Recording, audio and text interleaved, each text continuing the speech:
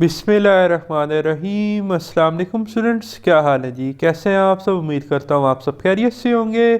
Students, मैं हूँ मोहम्मद इब्राहीम, आपके चैनल डायमेंशनल फिज़िक्स से। और प्यारे स्टूडेंट्स, आज हम डिस्कस करने वाले हैं क्लास 11 फिज़िक्स पेक्टा की बेटा, जो आपकी न्यू बुक आई है जी। चैप्टर नंबर 10 स्टूडेंट्स हम डिस्कस कर रहे थे इलेक्ट्रोमैग्नेटिज्म, और आज का हमारा टॉपिक है 10.6 इंड्यूस ईएमएफ एंड फ्राडेज लॉ। बेटा मार्क कर लें, आज का video lecture exam point of view से काफ़ी इंपॉर्टेंट है। और इस टॉपिक से बेटा एग्ज़ाम में दो इंपॉर्टेंट लॉन्ग क्वेश्चन पूछे जाते हैं। What is mean by motional EMF drive it relation is equal to minus V sine theta and state Faraday law of electromagnetic induction. तो ये एक्चुअली जो आज आपका टॉपिक है, इसमें दो लॉन्ग क्वेश्चन है। दोनों इकट्ठे भी एग्ज़ाम में आ सकते हैं, अलग अलग भी आ सकते हैं। इनसे बेटा बहुत सारे एमसीक्यूज़ और शॉर्ट क्वेश्चन पेपर में बन सकते हैं। तो आज का जो लेक्चर है ये कंप्लीट पैकेज है आपके एग्ज़ाम पॉइंट ऑफ व्यू से। लेक्चर को तवज्जो से सुनना है, समझना है। जितना पॉसिबल वे में इसको आसान किया जा सकता था उतना मैंने इसको आसान बनाया है। बात को तवज्जो से सुनना है, समझना है। टॉपिक का करते हैं स्टार्ट। जैसा कि मैंने कहा बेटा, इंड्यूस ईएमएफ, ठीक है। इंड्यूस ईएमएफ आपके पास तब होती है जब चेंज आए। किस में चेंज आए? फ्लक्स में चेंज आए, ठीक है।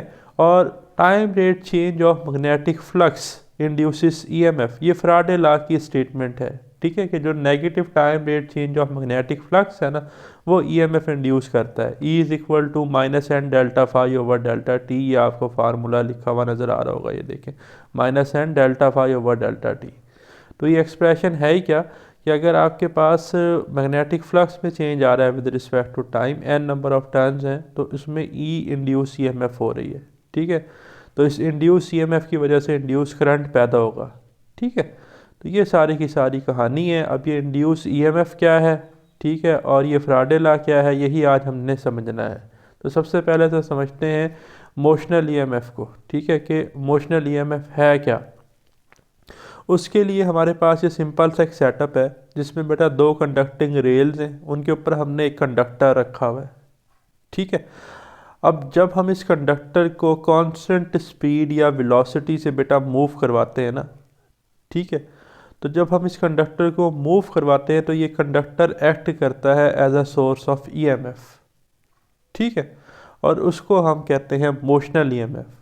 देखें ना, मोशनल मीन कि हमने कंडक्टर की को मोशन परफॉर्म करवाई, मूव किया, ठीक है। तो उसके नतीजे में इस कंडक्टर ने ईएमएफ प्रोड्यूस की। ये कंडक्टर एक्ट लाइक करता है as a potential difference source, आप यूँ समझ लें।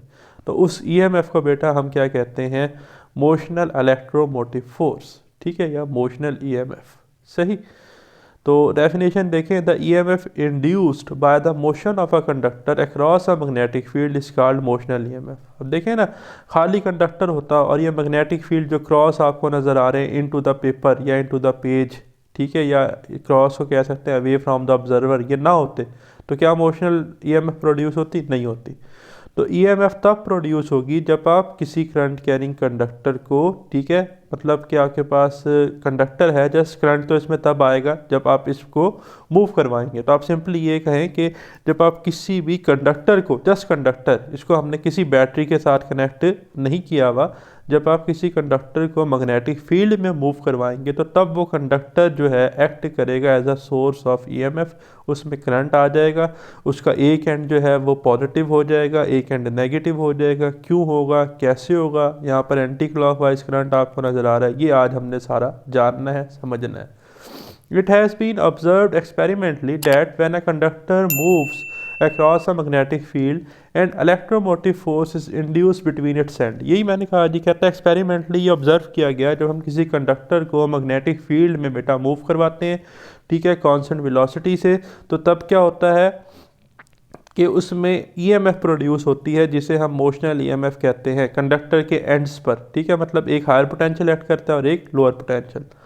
The induce EMF in the moving conductor is similar to that of battery, ठीक है। कहता है ये जो ईएमएफ इंड्यूस हुई है ना, ये just like a EMF of battery है, ठीक है। लेकिन ये मोशन की वजह से प्रोड्यूस हुई है। जब हमने इस पर स्पीड या वेलोसिटी लगाई, इसको हिलाया, जगह से डिस्प्लेस किया, तो इसलिए हम मोशनल ईएमएफ इसे कहते हैं। That is if the end of a conductor are connected via wire to form a close circuit a current will flow through it. कहता है कि अब देखिए करंट को देखने के लिए ना हम इसका एक क्लोज सर्किट बनाते हैं, तो उसके लिए हम इस कंडक्टर को वायर के साथ जोड़ देते हैं, ठीक है, और सीरीज़ में गैल्वेनोमीटर कनेक्ट कर देते हैं। अब आप देखें क्लोज लूप बन गई। अगर हम यहाँ से चलें ए बी सी डी ए, हम ए से चले थे, बी पर गए, सी से डी, डी से फिर वापस ए पर आ गए, तो इसमें एंटी क्लॉकवाइज करंट फ्लो करता है इस केस में, ठीक है। कैसे करता है ये सारा हमने देखना है, ठीक है। तो अब आपका प्रॉपर लॉन्ग क्वेश्चन शुरू हो रहा है, जो आप पेपर में पहले डेफिनेशन लिखेंगे, फिर आप एक्सप्लेनेशन की हेडिंग देकर ये डायग्राम कंपलसरी है, यहाँ से आप शुरू करेंगे। Consider and experiment as shown in figure 10.13 a conducting rod of length L is placed on the two parallel metal rails separated by a distance L। ये बेटा दो आपके पास कंडक्टिंग रेल्स हैं, ठीक है। जैसे रेलवे ट्रैक की जो है ना, आपने देखा है कि रेलवे ट्रैक की रेलवे लाइंस होती हैं जिस पे ट्रेन चलती है, ठीक है, तो ये रेल्स ही हैं, ठीक है। वहाँ पे रेलगाड़ी आपकी चलती है, यहाँ पे आपका कंडक्टर चलेगा, तो ये कंडक्टिंग रेल्स हैं दो, ये जो आपको नज़र आ रही हैं, ठीक है। इस पर हमने जो है एक कंडक्टिंग रॉड या कंडक्टर प्लेस किया जिसकी लेंथ L है, तो कंडक्टिंग रेल्स के दरमियान फासला भी L है और इस कंडक्टर की लेंथ भी कितनी है, L है, ठीक है। अ galvanometer is connected between the end C and D of the rails. तो ये जो कंडक्टिंग रेल्स है ना, ये इसका एंड C और D इसके दरमियान हमने गैल्वेनोमीटर कनेक्ट कर दिया, ठीक है। This form a complete conducting loop. ये मैंने आपको पहले बताया कि कंडक्टिंग लूप बन गई ए बी सी डी ए, ठीक है जी, ये लिखा हुआ है A B C D A. A uniform magnetic field is applied directed into the page. Cross होता है इनटू द पेज, यहाँ पर क्रॉस है, और डॉट होता है आउट ऑफ द पेज, ठीक है। तो into the paper, into the page कह दें, एक ही बात है। Initially when the rod is stationery. अब देखें, ये मैंने आपको बताया था कि जब रॉड के ऊपर कोई फोर्स अप्लाई नहीं की, रॉड की जो मूवमेंट है ना वो नहीं हो रही, रॉड इस वक्त रेस्ट में है। व्हेन रॉड इज स्टेशनरी, जब रॉड रुका हुआ है, galvanometer indicates no current in the loop, तो गैल्वेनोमीटर जो है वो जीरो डिफ्लेक्शन शो करेगा। If the rod is pulled to the right with constant velocity. अब अगर हम इस रॉड को पुल करते हैं राइट साइड पे कांस्टेंट वेलोसिटी से, जो मैंने कहा कांस्टेंट स्पीड है, कांस्टेंट वेलोसिटी है, the galvanometer indicates a current flowing through the loop, ठीक है। तो गैल्वेनोमीटर जो है ना वो डिफ्लेक्शन इंडिकेट करता है। Obviously the current is induced due to the motion of conducting rod. अब ये जो करंट है ये कैसे आ गया गैल्वेनोमीटर के पास? भाई ये जब मूव किया ना कंडक्टर, तो ये कंडक्टर एक्ट किया as a source of EMF, तो ईएमएफ बन गई, तो ईएमएफ की वजह से करंट आ गया लूप में, ठीक है। तो हुआ सारा ये क्यों? जब हमने इस रॉड को मूव करवाया, तो इसलिए हम इसे कहते हैं मोशनल ईएमएफ, ठीक है जी, across the magnetic field.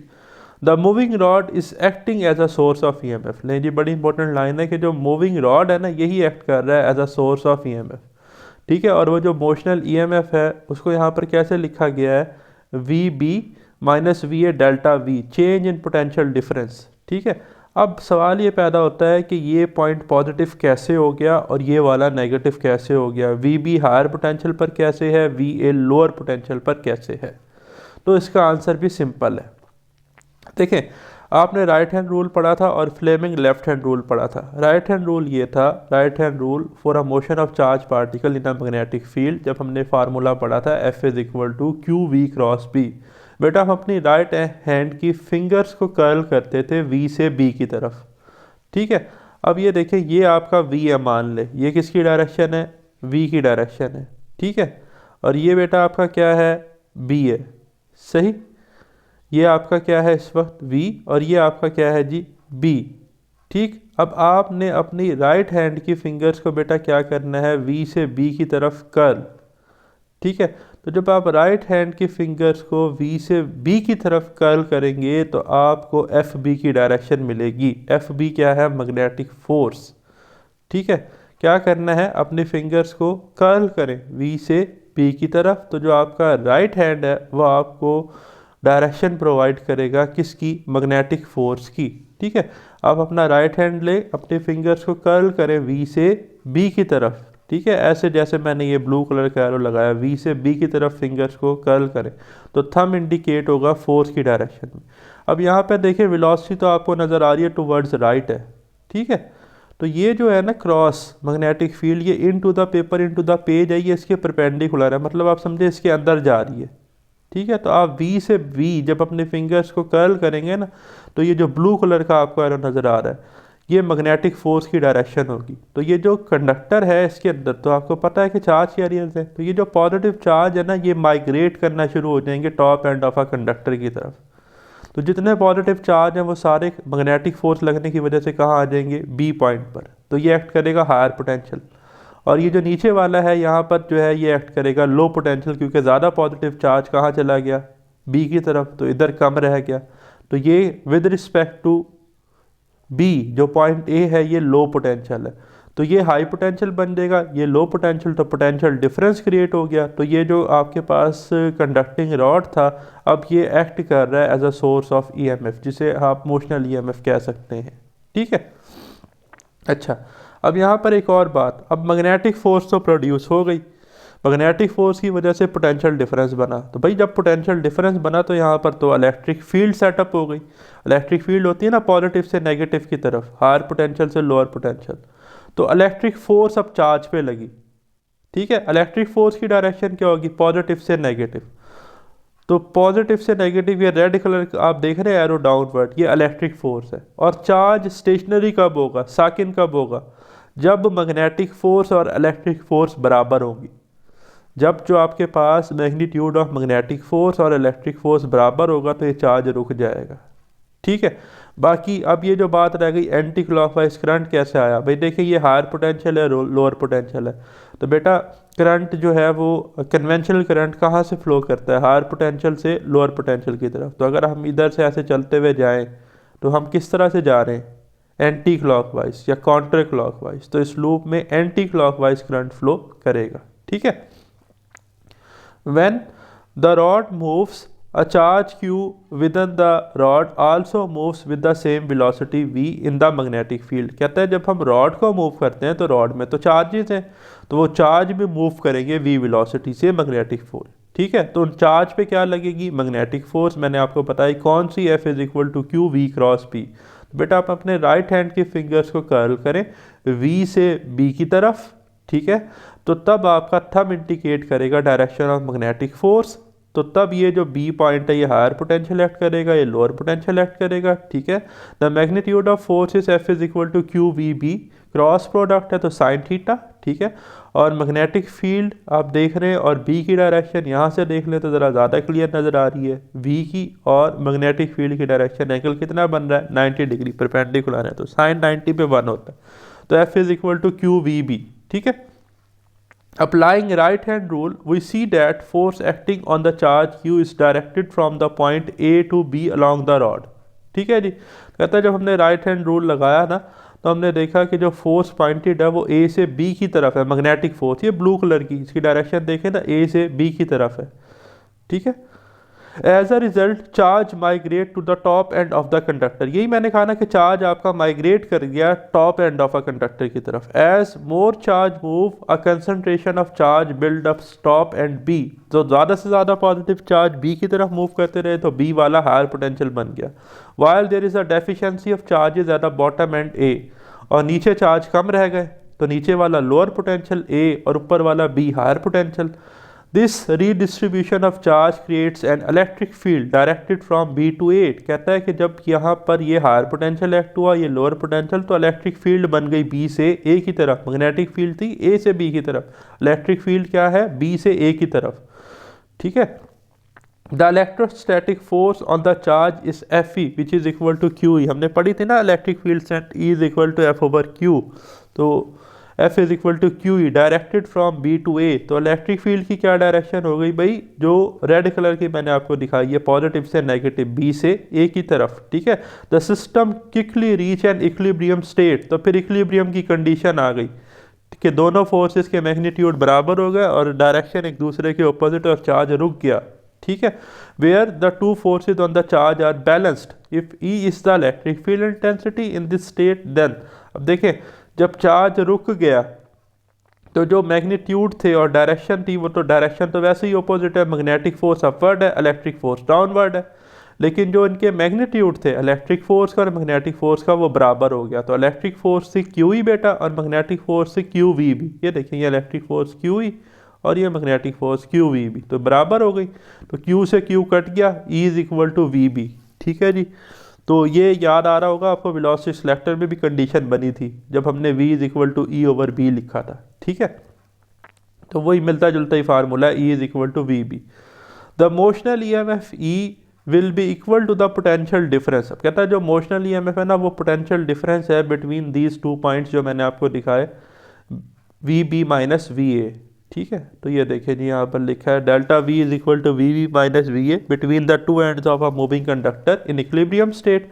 The gradient of a potential is given by, potential gradient क्या होता था जी आपके पास, change in potential with respect to distance, delta V over delta R L है यहाँ पर, तो delta V over L. Negative potential gradient जो है उसे हम क्या कहते थे, इलेक्ट्रिक फील्ड स्ट्रेंथ या intensity, as the electric intensity is given by the negative of the gradient. तो नेगेटिव ऑफ पोटेंशियल ग्रेडियंट क्या कहलाता है, electric field intensity, E is equal to minus delta V over L. ठीक है, अब करना क्या है आपने, हमने तो डेल्टा वी चाहिए क्योंकि ये इमोशनल ईएमएफ है, तो ये जो एल है ना इसको ई से मल्टीप्लाई करवा दें, तो माइनस इधर चला जाएगा, तो delta V is equal to minus E L या एल ई। ठीक है, तो delta V is equal to minus L E की जगह पुट कर दे वी बी, तो delta V is equal to minus L V B. ठीक है, या माइनस वी बी एल। तो ई इज इक्वल टू, यही इमोशनल ई एम एफ है delta V, E is equal to delta V which is equal to minus L V B. ठीक है, या minus V B L लिख लें जैसे आपको बेहतर लगे, E is equal to minus V B L. ठीक है, this is the magnitude of motional E M F, ये क्या था जी, माइनस वी बी एल या minus L V B magnitude. However if the angle between V and B is theta, V and B के दरमियान angle theta और ये perpendicular है और साइन 90 पे 1 होता है, तो हम यहाँ पर साइन थीटा यूज़ करेंगे, तो E is equal to minus V B L sine theta. तो ये एक्सप्रेशन है जी मोशनल ई एम एफ का। ठीक है, due to the induce E M F, induce E M F की वजह से positive charge flows across the path A B C D A. अब देखिए जब यहाँ पर इंड्यूस ई एम एफ पैदा हो गई, ये हायर पोटेंशियल है या लोअर पोटेंशियल है, तो अब चार्ज कैसे मूव करेगा, बी से सी, सी से डी, डी से ए और ए से बी, ऐसे ही है ना। ठीक है जी, तो ये देखिए जी कि पाथ में मूव करेगा A B C D A, therefore the induce current is anticlockwise. तो मैंने आपको शुरू में बता दिया कि एंटी क्लॉकवाइज करंट बनेगा, जो कि डायग्राम में मैंने आपको दिखाया पर्पल कलर के एरो से।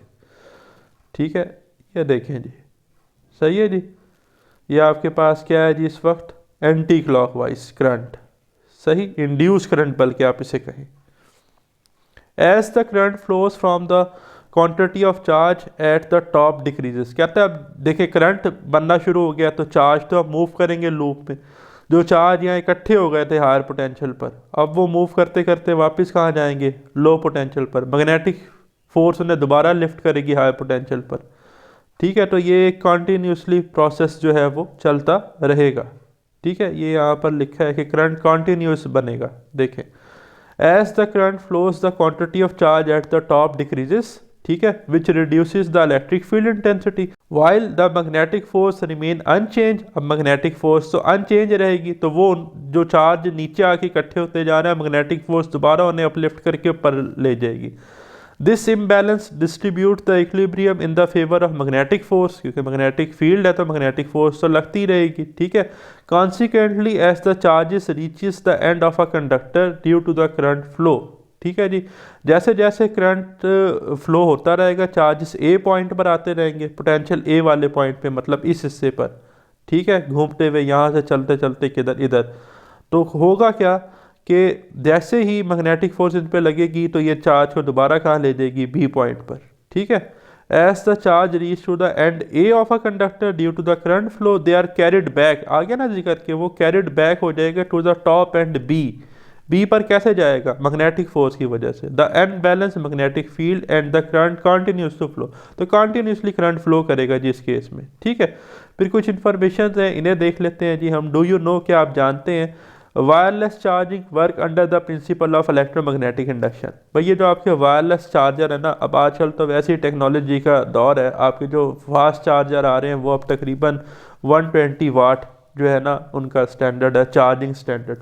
तो उनमें वायरलेस चार्जिंग भी आती है, 30 वाट की है, कुछ की 15 वाट की है, ठीक है, उससे भी इम्प्रूव किया जा रहा है। तो जो वायरलेस चार्जिंग है ना, क्या आप जो है इलेक्ट्रिकली तो कोई कनेक्शन नहीं करते, आपने देखा है, और आप जस्ट पीछे जो है वो जो उसका मैग्नेटिक चार्जर होता है उसको आप रख देते हैं। तो फ्लक्स की चेंजेस की, मैग्नेटिक फ्लक्स की चेंजेस की वजह से जो इंड्यूस ईएमएफ पैदा होती है, उससे आपका सेल फोन चार्ज होता है, ठीक है, विदाउट एनी इलेक्ट्रिकल कनेक्शन, ठीक है। तो वो मैग्नेटिकली चार्ज होता है एक्चुअली, ठीक है। फिर ये देखिए पॉइंट टू पाउंडर, ये आपको इलेक्ट्रिकल स्टोव दिखाया गया, इलेक्ट्रिकल हीटर। तो देखें इसको भी ज़रा हम रीड कर लेते हैं। This heater operates on the principle of electromagnetic induction. The water in the metal pot is boiling where state in the glass pot is not. अच्छा, कहता है कि जो आपके पास मेटल पॉट है ना, जो इनमें पानी है, ये बॉयल हो रहा है, ठीक है, लेकिन ये जो आपका गिलास पॉट है इस इलेक्ट्रिकल हीटर का, ठीक है, कहता है इसको कोई फ़र्क नहीं पड़ रहा। इसको अगर हम हाथ लगाएं तो हमें ये गर्म महसूस नहीं होता, लेकिन इसको, इस गर्म चीज़ को हम हाथ नहीं लगा सकते, ठीक है। Even the glass top of the heater is cool to touch. कहता है जब हम इसको टच करते हैं तो हमें ठंडा महसूस होता है, ठीक है, इलेक्ट्रिकल हीटर में, इलेक्ट्रिकल स्टोव जो आपके पास होते हैं। The coil just beneath the top carries AC. तो कहता है जो कॉयल है ना, इसके बिल्कुल नीचे उसमें एसी करंट है, ठीक है। तो एसी जो है ये आपके पास अल्टरनेटिंग करंट है, current that changes polarity with respect to time. तो इससे कॉन्टीन्यूसली मैग्नेटिक फ्लक्स चेंज होता है। Flux linkage with ports induce EMF in them, ठीक है जी। तो ये जो पोर्ट्स है इनमें जो है इंड्यूस ईएमएफ पैदा होती है। Current is generated in the metal pot that heat ups the water. तो metal is a good conductor because they contain free electrons. तो जो फौरी कंडक्टिविटी होती है, कंडक्शन होती है, और जो आपका वाटर है ना वो बॉयल होना शुरू हो जाता है, ठीक है। But no current flows through the glass pane by. Glass is a insulator. Glass is not a conductive material. It does not have a free particles, ठीक है। So it does not have free charge carriers. तो it act like a insulator. इतना बस आप याद रखिएगा, ठीक है, क्योंकि गिलास क्या है, नॉन कंडक्टिव मटेरियल है, इंसुलेटर है। फिर बेटा जो टॉपिक है वो है Faraday's law, very very important topic. अब ये टॉपिक भी को रिलेट करता है अभी जो हमने टॉपिक पढ़ा मोशनल ईएमएफ से, इसलिए ही उन्होंने एक बड़े टॉपिक में इंड्यूस ईएमएफ एंड फ्राडे लॉ दोनों ऐड कर दिए। जबकि जो पुरानी बुक्स आती थी सेकेंड ईयर की स्पेशली, उसमें ये टॉपिक अलग अलग लॉन्ग क्वेश्चन आपके एग्जाम में पूछे गए हैं। मतलब जो सेकेंड ईयर का पहले तो ये सिलेबस था ना, अब आपका फर्स्ट ईयर में भी है, तो आपने इन दोनों टॉपिक को इकट्ठे भी याद रखना है अगर पेपर में आ जाए। वैसे ज़्यादा चांसेस ये हैं कि ये अलग अलग आएंगे, या तो वो पेपर में लॉन्ग मोशनल ईएमएफ पूछेगा या वो आपसे फ्राडे लॉ ऑफ इलेक्ट्रोमैग्नेटिक इंडक्शन पूछेगा। बट इसका हरगिज़ ये मतलब नहीं है कि इकट्ठे नहीं आ सकते, दोनों भी पूछे जा सकते हैं, लेकिन अगर समझ आ जाए तो आसान है। तो देखें अब फ्राडेज लॉ है क्या जी। माइकल फ्राडे, जिन्होंने इलेक्ट्रिक फील्ड लाइंस का कंसेप्ट दिया, इलेक्ट्रोस्टैटिक्स करंट इलेक्ट्रिसिटी के चैप्टर में हमने पढ़ा, उन्हीं का जिक्र है जी इलेक्ट्रोमैग्नेटिज्म में। और फ्राडे लॉ ऑफ इलेक्ट्रोमैग्नेटिक इंडक्शन भी हम इसे कहते हैं। तो लेक्चर को जो है ज़रा ध्यान और तवज्जो से सुनना है, ठीक है, आप होप सो सुन भी रहे हैं, और हम इसको ज़्यादा लंबा नहीं करते, हम इसका स्टार्ट करते हैं जी। मार्क कर लें, very very important long question. The motional EMF is induced in a rod moving perpendicular to the magnetic field is equal to minus VBL। अच्छा जी, जब हमने देखा कि हमारे पास दो कंडक्टिंग रेल्स थी, ठीक है, और हमारे पास एक कंडक्टिंग रॉड था जिसकी लेंथ L थी, और कंडक्टिंग रेल्स के दरमियान फासला L था। Magnetic field into the paper into the page थी क्रॉस की शक्ल में। कंडक्टिंग रेल्स को हमने जो है वो गैल्वेनोमीटर से कनेक्ट किया हुआ था। तो जब हमने इस रॉड को कांस्टेंट वेलोसिटी से मूव किया तो ये रॉड एक्ट किया as a source of EMF, जिस वजह से हमें मोशनल ईएमएफ मिली माइनस VBL साइन थीटा। और ये परपेंडिकुलर है V, और आपके पास जो है मैग्नेटिक फील्ड, तो एंगल 90 है, साइन 90 पे 1 होता है, तो आप मैग्नीट्यूड लिख लेंगे is equal to minus VBL। The motional EMF as well as other induce EMF can be describe in term of magnetic flux. कहता है हम मोशनल ईएमएफ को मैग्नेटिक फ्लक्स के साथ एक्सप्लेन करते हैं, डिस्क्राइब करते हैं। तो आज हमने ना मोशनल ईएमएफ का एक रिलेशन बनाना है मैग्नेटिक फ्लक्स की फॉर्म में, चेंज इन मैग्नेटिक फ्लक्स की फॉर्म में, उसे ही हम फ्राडेज लॉज ऑफ इलेक्ट्रोमैग्नेटिक इंडक्शन कहते हैं, ठीक है।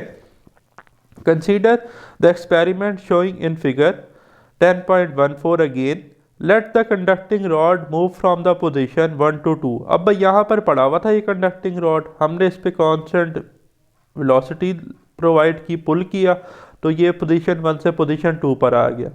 अब यहाँ से अगर हम देखें तो जो इसकी पोजीशन 1 थी वो x1 थी, अब जिस पोजीशन पर ये आया वो पोजीशन x2 थी। तो कितना चेंज आया पोजीशन 1 से position 2, x2 minus x1, delta x change in position. ठीक है जी। और जो एरिया यहाँ पर एरिया में चेंज आया वो आ गया जी डेल्टा ए। ठीक है।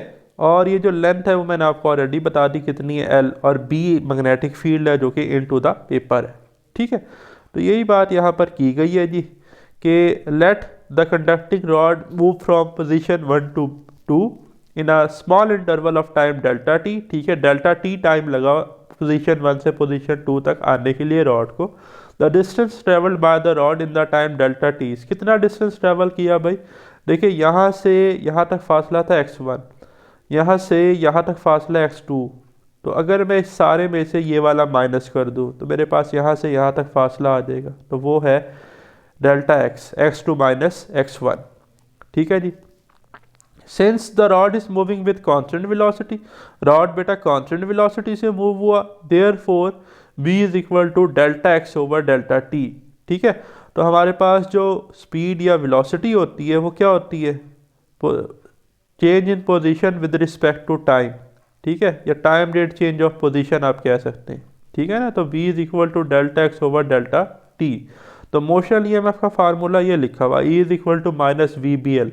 तो V का ये जो एक्सप्रेशन है ना ये आप पुट कर दें मोशनल ईएमएफ में, E is equal to minus V B L, minus V की जगह आ गया delta X over delta T B delta L. ठीक है जी। अब देखिए यहाँ पर क्या करना है, जो डेल्टा एक्स और एल है ना इनको मैंने सेपरेट लिख लिया, minus B over delta T को अलग कर लिया, डेल्टा एक्स और एल को अलग कर लिया। अब लेंथ इनटू डिस्टेंस या लेंथ इनटू विड्थ एरिया होता है, तो यहाँ पर चेंज है तो डेल्टा ए आएगा, minus B delta A over T, और बी डेल्टा ए हमने पढ़ा था delta B A change in magnetic flux, तो इसे हम लिख लेंगे minus delta phi over delta T. तो यही बात यहाँ पर लिखी गई है, as the rod moves through the distance delta X the increase in the area of the loop is given by, जो एरिया में इंक्रीज आया लूप के, पहले जो लूप बन रही थी वो जस्ट यहाँ से लेकर यहाँ तक बन रही थी, अब जो लूप बन रही है वो यहाँ से लेकर यहाँ तक बन रही है, तो एरिया में इंक्रीज आया डेल्टा ए। ठीक है। This increase the flux through the loop, तो फ्लक्स ज़्यादा हो गया, और फ्लक्स क्या होता है फाई बी ए, और चेंज इन फ्लक्स क्या होता है डेल्टा ए बी। ठीक है। तो एरिया में चेंज आने से फ्लक्स में चेंज आया, putting delta X L B is equal to delta phi. तो कहता है ये जो फैक्टर है ना आपके पास डेल्टा एक्स बी और एल का, इसकी जगह डेल्टा फाई पुट कर दे तो ये बनेगा minus delta phi over delta T. और मैंने आपको बता भी दिया है कैसे आया, देखिए ना डेल्टा एक्स और एल डेल्टा ए के बराबर था, तो इसकी जगह मैंने डेल्टा ए लिखा, और B delta A delta phi के बराबर है, तो E is equal to minus delta phi over delta T. ठीक है जी। तो नोट कर लेंगे बेटा आप ये। फिर देखिए equation 10.20 shows that if the magnetic flux is changing through the single loop of the conducting coil, then the negative of the rate of change of magnetic flux is equal to the EMF induced in the loop। ये statement है फ्राडे law of electromagnetic induction की कि negative rate of change of magnetic flux, देखिए negative rate of change क्यों, ये magnetic flux में change आ रहा है विद रिस्पेक्ट टू टाइम। ठीक है, किसके बराबर है, is equal to the EMF induce, किस में, जो लूप में या कॉइल में हुई। ठीक है, यही तो सारी बात लिखी गई है यहाँ पर, और ये सिंगल के लिए है, और अगर आपके पास n नंबर ऑफ लूप्स होते हैं यहाँ पर n आ जाएगा। If there is a coil of n loops instead of a single loop then the induce EMF will be in n times, तो वो क्या हो जाएगी, E is equal to minus n delta phi over delta T. ठीक है जी। Negative time rate change of magnetic flux will induce EMF in the loop. ठीक है, तो ये जी हमारे पास Faraday law of electromagnetic induction है। Although the above expression is derived on the basis of motional EMF, कहता है ये जो ऊपर वाला रिलेशन है हमने मोशनल ईएमएफ से बनाया, but it is true in general, लेकिन ये ठीक है रियल लाइफ में। This conclusion was first arrived at by Faraday, तो माइकल फ्राडे जो है ना जी वो साइंटिस्ट थे जिन्होंने पहली दफ़ा इसको दिया और इसका नाम रख दिया गया Faraday law of electromagnetic induction which state that, अब ये प्रॉपर डेफिनेशन है, शॉर्ट क्वेश्चन के लिए मार्क कर लें, the average EMF induce in a conducting coil of N loops. बेटा अगर आपके पास एक कंडक्टिंग कॉइल है एन लूप्स की, तो जो उसमें एवरेज EMF इंड्यूस हो रही है वो बराबर है is equal to the negative of the rate at which the magnetic flux through the coil changing with time. ठीक है, तो जो आपके पास negative time rate change of magnetic flux है वो इंड्यूस EMF के बराबर है। The minus sign indicates the direction of induce EMF is such that it oppose the change in flux. तो इसका आंसर हमें प्रोवाइड करेगी लेंज़ेस लॉ को। ये जो फार्मूला में माइनस साइन आ रहा है ना, ये बड़ा इंपॉर्टेंट है। इस माइनस साइन की वजह से आपको तोहफे में एक और लेक्चर गिफ्ट मिला है जो हम इसके बाद समझेंगे। माइनस साइन ये है कि जो मैग्नेटिक फ्लक्स है इसकी वजह से इंड्यूस EMF प्रोड्यूस हो रही है, तो इंड्यूस EMF जो है ना वो इस आने वाले फ्लक्स में चेंज को अपोज करेगी। मैग्नेटिक फ्लक्स इंक्रीज हो रहा है, इंड्यूस EMF चाहेगी डिक्रीज हो। मैग्नेटिक फ्लक्स डिक्रीज हो रहा है तो इंड्यूस EMF चाहेगी इंक्रीज हो। ठीक है, तो जो माइनस साइन है ना वो एक्चुअली ये बताता है कि direction of induce EMF is such that it opposes the change in flux, change in flux को अपोज करेगी। ठीक, तो ये हीटर वाली इंफॉर्मेशन दोबारा रिपीट हो गई। अच्छा जी, इसको तो हमने कर लिया है, बट ये जो इंफॉर्मेशन है इसको ज़रा देखें। ये है जी आपके पास पॉइंट टू पॉन्डर। ठीक है जी, इसको अब हमने क्या करना है जी, ज़रा एक नज़र देख लेना है। ये एक कॉइल है बेटा, ठीक है जी। अब इस वक्त ये किसी भी फील्ड में नहीं है, ठीक है, तो यहाँ पर फील्ड ही नहीं है तो फ्लक्स में चेंज आएगा नहीं आएगा, डेल्टा फाई 0 है। ठीक है, अगेन वो कॉइल है बट अब ये मैग्नेटिक फील्ड में एंटर हो रही है। क्रॉस क्या है, magnetic field into the page. इस वक्त ये कॉइल जो है फुली तौर पर एंटर हो चुकी है मैग्नेटिक फील्ड में। अब ये कॉइल जो है वो क्या कर रही है, मैग्नेटिक फील्ड को लीव कर रही है। और अगेन ये अब कॉइल कहाँ आ गई है, ये कॉइल जो है जी अब फील्ड से बाहर आ गई है। तो उसने आपसे कहा है अ कॉपर रिंग, ये जो कॉइल है ये कॉपर की है, pass through a rectangle region where the constant field is directed into the page. ठीक है जी, ये एक रेक्टेंगुलर रीजन आपको नज़र आ रहा है, ठीक है, ये जो बना हुआ है, और यहाँ पर जो है आपके पास मैग्नेटिक फील्ड है कांस्टेंट, ठीक है, और इनटू द पेज है। सही, what do you guess about the current in the ring at position 2 3 4। कहता है ये आपके पास पोजीशन 2 है, ये 3 है, ये 4 है। कहता है ये जो पोजीशन है ना ये लिखा हुआ है 2 3 4। कहता है बताएं यहाँ पर करंट कैसा होगा। देखिए ये पोजीशन 1 और 5 की तो बात ही नहीं हो रही, ठीक है, तो हमने जस्ट आंसर देना है 2 3 और 4 का। अच्छा, अब देखिए जो बात समझनी है, इनिशियली कोई फील्ड नहीं थी तो कोई फ्लक्स नहीं था, तो डेल्टा फाई 0 था। सही, अब जब ये कॉपर रिंग इस फील्ड में एंटर होगी तो इनिशियली इसमें से कम मैग्नेटिक फील्ड लाइन पास करेंगे, जो जो नीचे जाएगी ज़्यादा से ज़्यादा मैग्नेटिक लाइन इसमें से गुजरेंगी, तो फ्लक्स में इंक्रीज आएगा, तो delta phi change in flux increase होगा। ठीक है, तो अब इंड्यूस EMF क्या चाहेगी, इसे डिक्रीज करना। अच्छा, जो पोजीशन 3 है ये तो बिल्कुल ही टोटली फील्ड में, यहाँ पर कोई मैग्नेटिक फ्लक्स में चेंज नहीं आ रहा, equal number of magnetic line जिसमें से पास कर रही है, क्योंकि ये इस वक्त जो है फील्ड के रीजन में है, फ्लक्स चेंज नहीं हो रहा, तो डेल्टा फाई 0, बिकॉज फाई क्या है, फ्लक्स क्या है, कांस्टेंट है। ठीक है, अच्छा, लेकिन अगर हम बात करें इस पोजीशन की 4 की, अब ये जो कॉइल है ये फील्ड के रीजन से बाहर आ रही है, पहले इसमें से ज़्यादा फील्ड लाइन गुजर रही थी, यूं ही बाहर निकलने की कोशिश करेगी तो कम मैग्नेटिक लाइंस ऑफ फोर्स इसमें से गुजरेंगी, तो फ्लक्स डिक्रीज होगा, डेल्टा फाई डिक्रीजेस। लेकिन उसने हमसे करंट पूछा है, तो करंट कैसे पता चलेगा, सिंपल है, आप ये जो क्रॉस है ना इनटू द पेज, आप इसको कंसीडर कर लें जस्ट लाइक अ बार मैग्नेट, ये उसका नॉर्थ पोल है, ये इसका साउथ पोल है। ठीक है, अब मैंने आपको कहा कि जब ये कॉइल एंटर होगी, ठीक है, तो इसमें से ज़्यादा magnetic lines of force pass करेंगी, तो इस वक्त बेटा यहाँ पर मैग्नेटिक फ्लक्स इंक्रीज होगा। मैग्नेटिक फ्लक्स इंक्रीज होगा तो अभी हमने लास्ट स्टेटमेंट में पढ़ा है कि इंड्यूस EMF उसको अपोज करेगी, चेंज इन फ्लक्स को। तो अपोज करने के लिए अगर ये मैग्नेटिक फील्ड एक्ट कर ली है जस्ट लाइक अ बार मैग्नेट, ये नॉर्थ है, तो वो यहाँ पर एक नॉर्थ बनाएगी ताकि इसको अपोज किया जाए। क्या किया जाए, इसकी डायरेक्शन को अपोज किया जाए, रोका जाए, ऐसा ही है ना। तो अगर बेटा आप अपना थंब पॉइंट आउट करें नॉर्थ की तरफ, इस नॉर्थ की तरफ, ठीक है, राइट हैंड का जो थंब है वो कहाँ पॉइंट आउट करें, नॉर्थ की तरफ, और अपनी फिंगर्स को कर्ल करें, तो कर्लिंग फिंगर्स जो है वो आपको डायरेक्शन देगी एंटी क्लॉकवाइज। तो ये कॉपर रिंग जो है सेकंड पोजीशन पर एंटी क्लॉकवाइज करंट बनाएगी, ठीक है। यहाँ पर तो मैंने कहा फ्लक्स ही कांस्टेंट है, ठीक है, तो यहाँ पर कोई चेंज नहीं आएगा। अब चलते हैं पोजीशन 4 की तरफ, ठीक है।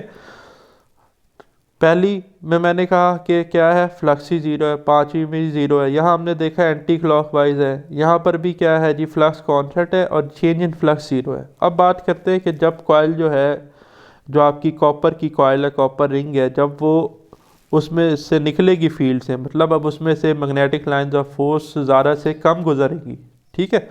तो अब क्या होगा, मैग्नेटिक फ्लक्स डिक्रीज होगा, और यहाँ पर कौन सा एंड था फील्ड का, लेट्स से साउथ। तो अब मैग्नेटिक फ्लक्स इसे अपोज करेगा, ठीक है, ये क्या कर रही है, फ्लक्स से जाना चाह रही है, तो वो चाहेगा कि ना जाए, ये अट्रैक्ट हो, तो वो ना इसके ऑपोजिट एंड पे नॉर्थ बनाएगा, ठीक है। वहाँ क्या किया था उसने, रिपेल करने के लिए नॉर्थ बनाया था। यहाँ साउथ है, तो यहाँ वो नॉर्थ क्यों बना रहा है, कि उसको रोका जाए, वो मैक्सिमम फ्लक्स से निकल रही है, तो वो नॉर्थ बनाएगा ताकि अट्रैक्ट हो, ठीक है। तो अब यहाँ पर नॉर्थ अगर आप देखें तो इधर बन रहा है। अब आप अपने वही again right hand rule use करें, थंब को रखें नॉर्थ की तरफ और अपने फिंगर्स को कर्ल करें राइट हैंड की। तो जब आप अपने थंब को नॉर्थ की तरफ रखेंगे, इस नॉर्थ की तरफ, और फिंगर्स को कर्ल करेंगे, तो कर्लिंग फिंगर्स क्लॉकवाइज डायरेक्शन देंगी। तो सेकंड पोजीशन पे करंट होगा बेटा आपके पास एंटी क्लॉकवाइज, और फोर्थ पे करंट आपके पास होगा क्लॉकवाइज, ठीक है जी। तो ये था प्यारे स्टूडेंट्स हमारा आज का वीडियो लेक्चर। होप सो आपको तमाम पॉइंट्स क्लियर हो गए होंगे। स्टिल अगर आपका कोई क्वेश्चन है तो कमेंट्स पे ज़रूर डिस्कस कीजिएगा। अल्लाह ताला आपको बरकत और कामयाबी अता फरमाए। अपना ख्याल रखिएगा। खुदा हाफिज़।